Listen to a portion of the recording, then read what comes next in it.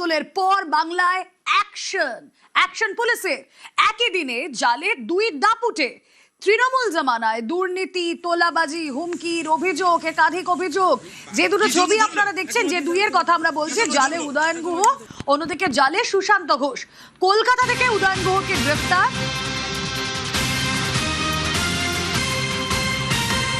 কলকাতা থেকে উদয়ন গুহকে গ্রেফতার আর পালিয়ে গিয়েছিলেন পুরীতে, শেষ রক্ষা হলো না, সেখান থেকে গ্রেফতার সুশান্ত ঘোষকে। আসি উদয়ন গুহর কথা একটু ডিটেলে। উদয়ন গুহ গ্রেফতার। কলকাতার ফুলবাগানের ফ্ল্যাট থেকে গ্রেফতার প্রাক্তন উত্তরবঙ্গ উন্নয়ন মন্ত্রী। উদয়ন গুহর বিরুদ্ধে একাধিক অভিযোগ সামনে এসেছে। গাড়িতেই প্রাক্তন মন্ত্রী উদয়ন গুহকে নিয়ে কোচবিহারের পথে পুলিশ। যাওয়ার পথে কৃষ্ণনগরের লাঞ্চ ব্রেক। গ্রেফতারি নিয়ে কোনো মন্তব্য করতে যদিও চাননি উদয়ন গুহ। আপনাকে অ্যারেস্ট করলো কেন? সেটা বলতে পারবো, যারা করেছে তারা বলছে। আপনাকে এখন কোথায় নিয়ে যাওয়া হচ্ছে? আমাকে দিনহাটা। আপনাকে অ্যারেস্ট করলো কেন? সেটা বলতে পারবো, যারা করেছে তারা বলছে। আপনাকে এখন কোথায় নিয়ে যাওয়া হচ্ছে? আমাকে দিনহাটা। সরাসরি চলে যাই কোচবিহারের প্রতিনিধি মতে শুভঙ্কর রয়েছেন সঙ্গে। শুভঙ্কর, দিনহাটা বললে বোধহয় ছোট করে বলা হবে, গোটা কোচবিহারের অনেকেই বলতেন, শোনা যেত কোচবিহারের মুখ্যমন্ত্রী নাকি এই উদয়ন গুহ। সেই উদয়ন গুহ এবার জালে। কোচবিহারের মানুষজন তারা উদয়ন গুহর বিরুদ্ধে সরব হয়েছিলেন। কি কি অভিযোগ তার বিরুদ্ধে?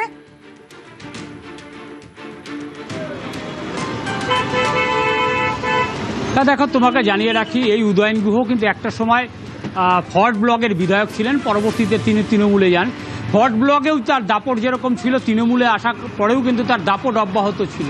তিনি দাপুটের নেতা বলে পরিচিত ছিল। তার কথায় বাঘে গরুতে এক ঘাটে জল খেত, ঠিক এমনটাই অবস্থা।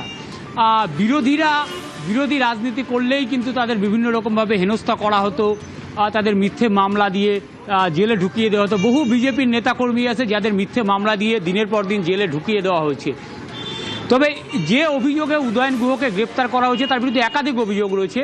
সেটা হচ্ছে পুরসভার চেয়ারম্যান থাকাকালীন, অর্থাৎ দিনহাটা পুরসভার চেয়ারম্যান থাকাকালীন শহরে প্রচুর প্রধানমন্ত্রী আবাস যোজনায় বাড়ি তৈরি করা হয়েছে। সেই বাড়ি তৈরিতে অন্য পুরসভায় বেনিফিশিয়ারিদের 25,000 টাকা দেওয়ার কথা থাকলেও কিন্তু দিনহাটা পুরসভার ক্ষেত্রে 45,000 টাকা, অর্থাৎ অতিরিক্ত 20,000 টাকা নেওয়া হতো। এছাড়া দিনহাটায় একটা শিশুমঙ্গল সমিতি গড়েছিলেন। সেই শিশুমঙ্গল সমিতি দিনহাটা মহকুমা হাসপাতালে একটা পেডিয়াট্রিক ইন্টেনসিভ কেয়ার ইউনিট খোলা হয়েছিল।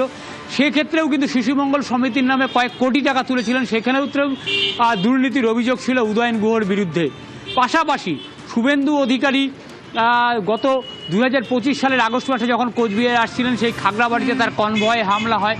সে ঘটনাতেও কিন্তু 1 নম্বর অভিযুক্ত, অর্থাৎ 1 নম্বর আসামির তালিকায় উদয়ন গুহর নাম ছিল। বলা চলে যে কোনো ঘটনা, হামলা যাই ঘটুক না কেন, তার ইশারাতেই হতো। ফলে এতদিন অভিযোগ হলেও কিন্তু যেহেতু রাজ্যে তৃণমূল ক্ষমতায় ছিল, তার বিরুদ্ধে পুলিশ প্রশাসন কোনো ব্যবস্থা নিত না।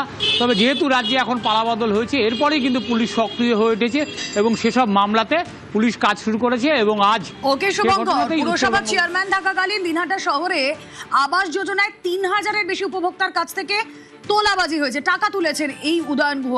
অভিযোগ তার বিরুদ্ধে। অভিযোগ হচ্ছে প্রধানমন্ত্রী আবাস যোজনায় দিনহাটা পৌরসভাতে উদয়ন গুহ চেয়ারম্যান থাকাকালীন বেআইনিভাবে গরিব বেনিফিশিয়ারি যারা ঘর পাওয়ার যোগ্য তাদের কাছ থেকে 20,000 টাকা নিয়েছিলেন। দিনহাটা শহরে প্রায় 4.5 কোটি উপরে টাকা তুলেছিল। যার বাড়ি 3 তলা ছাদ আছে বাড়িতে, তাদেরকেও উনি আবাস যোজনা ঘর দিয়েছেন। পুলিশ সেই সময় ব্যবস্থা নেয়নি, কারণ সেই সময় শাসক দল মন্ত্রী ছিলেন। মন্ত্রীর বিরুদ্ধে পুলিশ ব্যবস্থা নেওয়া তো দূরের কথা, সেই সময় অভিযোগও নিতে চায়নি। পুলিশ প্রশাসন আজকে সক্রিয় ভূমিকা পালন করছে, তারা যে আইনের রক্ষক সত্যি সেটা আজকে প্রমাণিত হচ্ছে।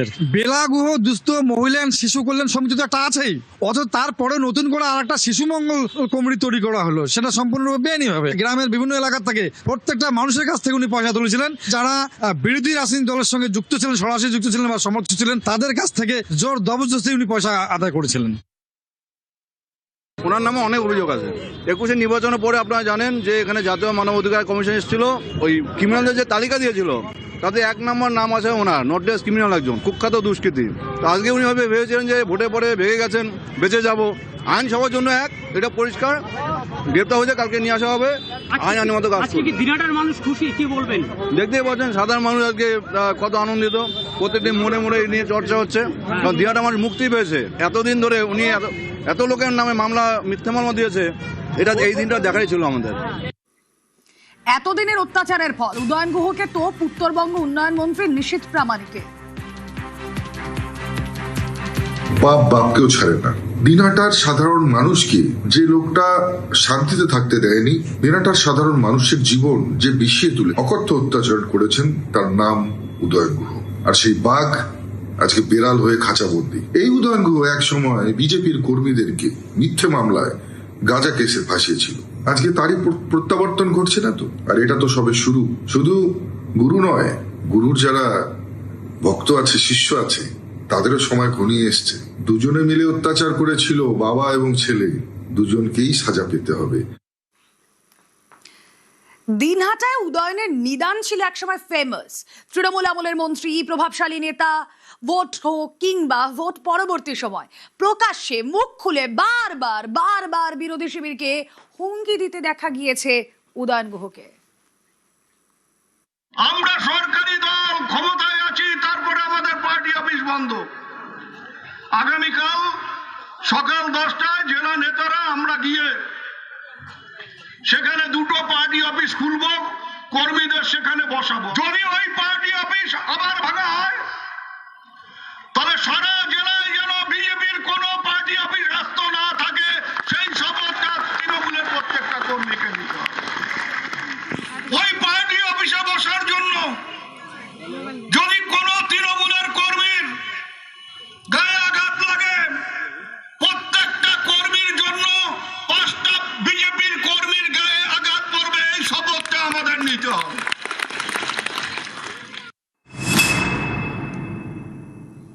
এখন কেন? আগেই উদয়ন গুহকে গ্রেফতার করা উচিত ছিল। তৃণমূল আমলে সেটা তো হয়নি। এখন তদন্ত হচ্ছে, মন্তব্য বিজেপি।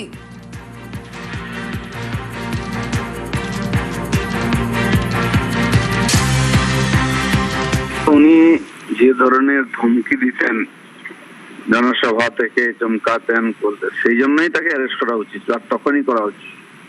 তখন পুলিশের ক্ষমতা ছিল না। তার বিরুদ্ধে দুর্নীতির অভিযোগ তো বহু পুরনো, সার কেলেঙ্কারির।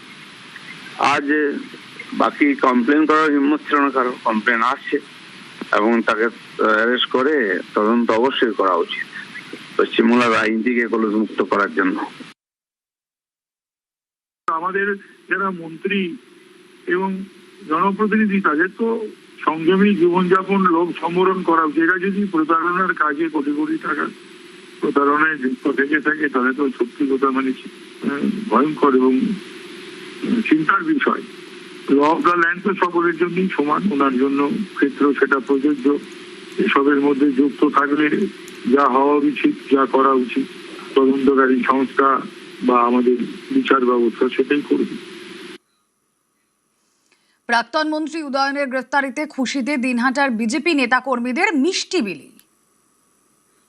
2021 সালের ভোট পরবর্তী হিংসায় যে সারা বিধানসভা জুড়ে ভয়ের বাতাবরণ পরিবেশ তৈরি করেছিল এবং আমাদের কর্মীদের সবসময় উনি কণ্ঠরোধ করে রাখতো। কাউকে গাঁজা কেসে ফাঁসানো, কাউকে মার্ডার কেসের আসামি বানানো থেকে শুরু করে মানুষের ঘর বাড়ি দোকানপাট ভাঙচুর সমস্ত কিছুর মধ্যে যে যার হাত ছিল তার নাম উদয়ন গুহ। প্রশাসন তাকে অ্যারেস্ট করেছে। চারিদিকে মানুষের মুখে দেখবেন হাসি। সবাই আজকে সেই অন্ধকার পরিবেশ থেকে মুক্ত হয়েছে। বদলের বাংলা। আর এই বদলের বাংলায় জালে 4 প্রাক্তন মন্ত্রী। তৃণমূল জামানায় দুর্নীতি, তোলাবাজি, হুমকি, একের পর এক চাঞ্চল্যকর অভিযোগ। গ্রেফতার রাঘব বোয়াল থেকে চুনোপুঁটি। জালে সুজিত বসু, জালে উদয়ন গুহ, জালে দিলীপ মণ্ডল।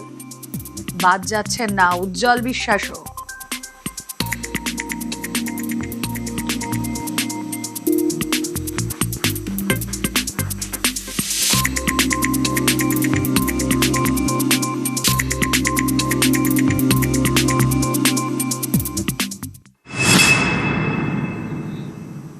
খোঁজ চলছিল বাংলা ওড়িশা বর্ডারে তিনি গাড়ি ফেলে রেখে পালিয়েছেন, এরকমও জানা যাচ্ছিল।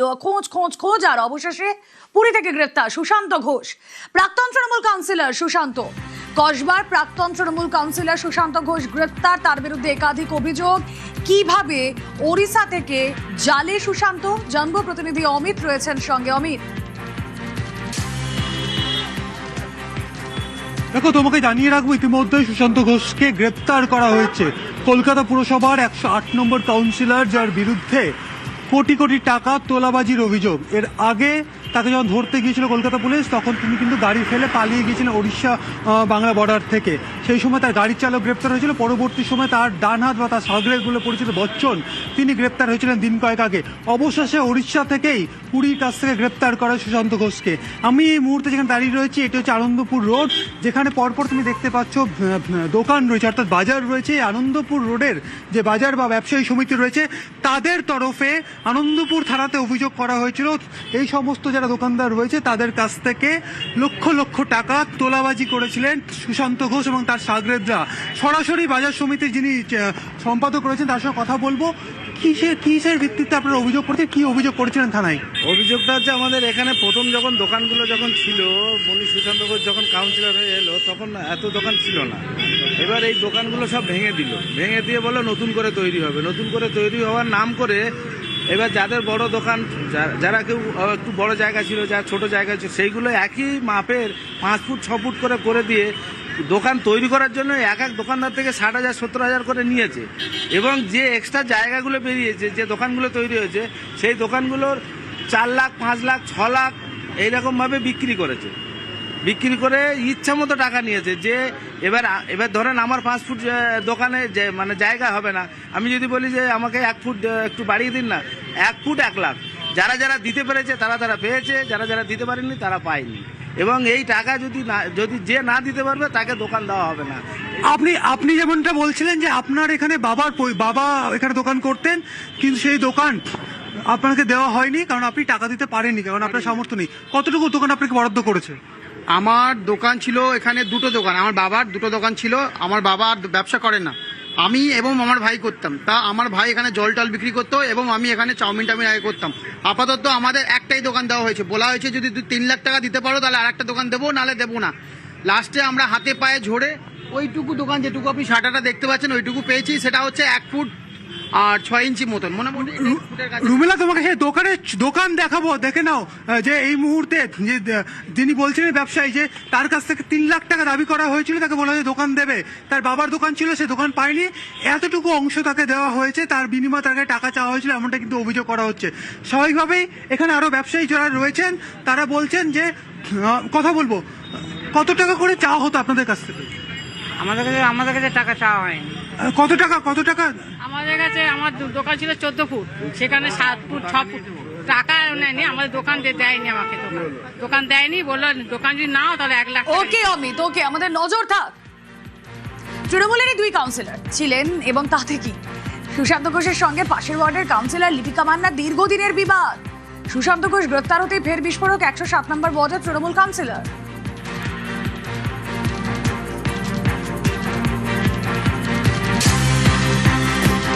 সুশান্ত ঘোষ গ্রেফতার বলার এটাই যে অন্যায় যদি করতো, না করে থাকতো, তাহলে লুকিয়ে বেড়ালো কেন? আমার বোর্ডের চেয়ারম্যান ছিলেন, তো কোনো কাজকর্ম করতে পারতাম না। আমার কাছে কোনো ছেলেরা আসতে পারবে না, কোনো মেয়েরা আসতে পারবে না। যারা আসবে তাদের বাড়ি ভাঙচুর হয়েছে, তাদের মারধর হয়েছে, অনেকগুলো এরকম করেছে এবং প্রচুর ছেলের কেস করেছে। ইভেন আমাকে গীতাঞ্জলি স্টেডিয়ামে একটা আসার কথা ছিল, আমাদের সেকেন্ড ইন কমান্ড ছিলেন তখন, তো আমি গিয়েছিলাম, কিছু ছেলে মেয়েকে নিয়ে গিয়েছিলাম। যেভাবে আমার সঙ্গে অসভ্যতামি করে আমাকে যেভাবে মারধর করা হয়েছিল, তারপরে আমি 3 দিন হসপিটালে ভর্তি ছিলাম। তখন তো কেউ আসেনি আমাকে দেখতে, জানতে, কেউ কোনো খবর নেয়নি। না, এটা তো প্রভাবশালী, তো বলবো যে কোনো অনুষ্ঠান করতো উনি লক্ষ লক্ষ টাকা আমি শুনেছি মানুষের থেকে নিত। এরকম বারবার অন্তটা আজকে প্রমাণ করে দিল। আজকে সুশান্ত ঘোষকে লুকিয়ে বেড়াতে হলো, কেন বেড়াতে হলো? তার পাশে এখন যারা ছিলেন এতদিন, তারা নেই কেন? সত্যের জয় হয়েছে। এখন মাননীয় মুখ্যমন্ত্রী শুভেন্দু অধিকারী বলছেন একটা খুব সুন্দর কথা, যে এখন আইনের শাসন, শাসনের আইন নয়। তো এই জন্যই হয়তো আজকে এটা প্রমাণ করে দিল।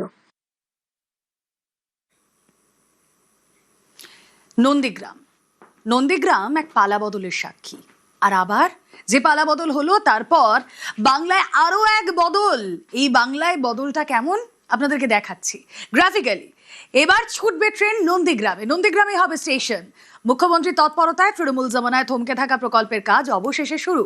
দেশের রেল মানচিত্রে জুড়তে চলেছে নন্দীগ্রাম। মুখ্যমন্ত্রীর ঘোষণায় খুশির হাওয়া নন্দীগ্রামে।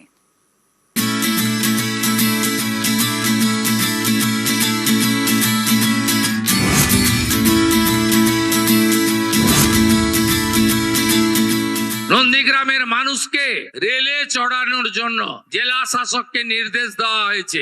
এখনো যে 6 একর জমি হস্তান্তর বাকি রয়েছে, তার মধ্যে ইতিমধ্যে তিনি 3.5 একর সরকারি জমি রেলকে দিয়ে দিয়েছেন।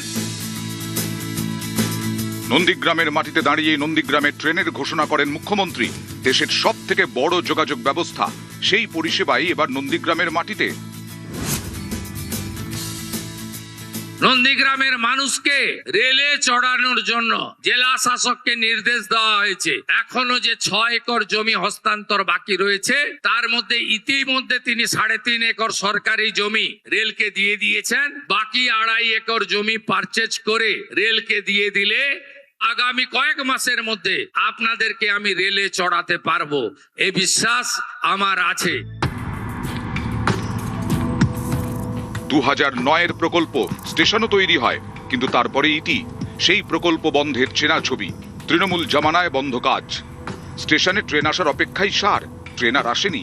ট্রেনের অপেক্ষায় দিন গুনে গুনে স্টেশন এখন ভাঙাচোরা, হানাবাড়ি। জমিজটের গেরোয় প্রকল্পের কাজ থমকে ছিল দীর্ঘ 17 বছর। সরকারের পালাবদলের পরেই দ্রুততার সঙ্গে থমকে থাকা প্রকল্পের কাজ শুরুর নির্দেশ মুখ্যমন্ত্রীর। এবার সেই নন্দীগ্রামেই ট্রেনের হুইসেল। আশায় বুক বাঁধছে নন্দীগ্রাম। খুব খুশি হলাম যে ঢিলামিতে কাজটা ছিল, এবারে কাজটা একটু গতিশীল হবে, কারণ আমাদের নতুন সরকার এসেছে। ওনার বহুমুখী যে আমাদের সামাজিক যে কাজকর্ম আমি সবটা শুনছি, এবং যে অন্যায়কে প্রতিহাত করছে যেভাবে, এতে আমি খুব খুশি। লুটপাট আর গুন্ডামি মুক্ত হয়েছে। আমরা শান্তভাবে আছি, এবং আমি আশা করছি রেলের কাজ দ্রুতগতিতেই চলবে, এবং খুব শীঘ্রই আমরা রেল পেয়ে যাব। আমি নন্দীগ্রামবাসী হিসাবে এইটুকুই বলবো, শুভেন্দু অধিকারী যেটা বলেন সেটা করেন। আর নন্দীগ্রামবাসীর অনেক আশা শুভেন্দু অধিকারীর উপরে, আর শুভেন্দু অধিকারী নন্দীগ্রামবাসীর আশা পূরণ করবেন। আর শুভেন্দুবাবু যেহেতু বলেছেন যে নন্দীগ্রামে রেলে কয়েকদিনের মধ্যে নন্দীগ্রামবাসীকে রেলে করাবেন, শুভেন্দুবাবুর কথা যা কাজটা, শুভেন্দুবাবু নন্দীগ্রামের স্বপ্ন পূরণ করবেন। মুখ্যমন্ত্রীর নির্দেশের পরেই জোর কদমে শুরু হয়ে গেছে প্রকল্পের কাজ। দীঘা পাঁশকুড়া রুটে পাঁচকুলের দেশপ্রাণ স্টেশন থেকে নন্দীগ্রাম, মাঝে পড়বে খোলপুকুরিয়া, কৃষ্ণনগর, তারপরেই নন্দীগ্রাম স্টেশন। 18 কিলোমিটার জমিতে শুরু হয়েছে রেল লাইনের মাটি ভরাটের কাজ। প্রথমে বাজকুল থেকে নন্দীগ্রাম ট্রেন পরিষেবা শুরু হবে। এরপর নন্দীগ্রামের কেন্দেমারি, সেখানেও হবে আরেকটি স্টেশন। 8 কিলোমিটার রেল লাইন সম্প্রসারণের ঘোষণা করেছে রেল মন্ত্রক। নন্দীগ্রাম মানেই পরিবর্তনের দামামা, পালাবদলের ইঙ্গিত। বিধায়ক থেকে মুখ্যমন্ত্রী, নন্দীগ্রামের মাটিতে দাঁড়িয়েই নন্দীগ্রামকে রেল মানচিত্রে জোড়ার ঘোষণা। নন্দীগ্রামের মানুষকে রেলে চড়ানোর জন্য জেলা শাসককে নির্দেশ দেওয়া হয়েছে।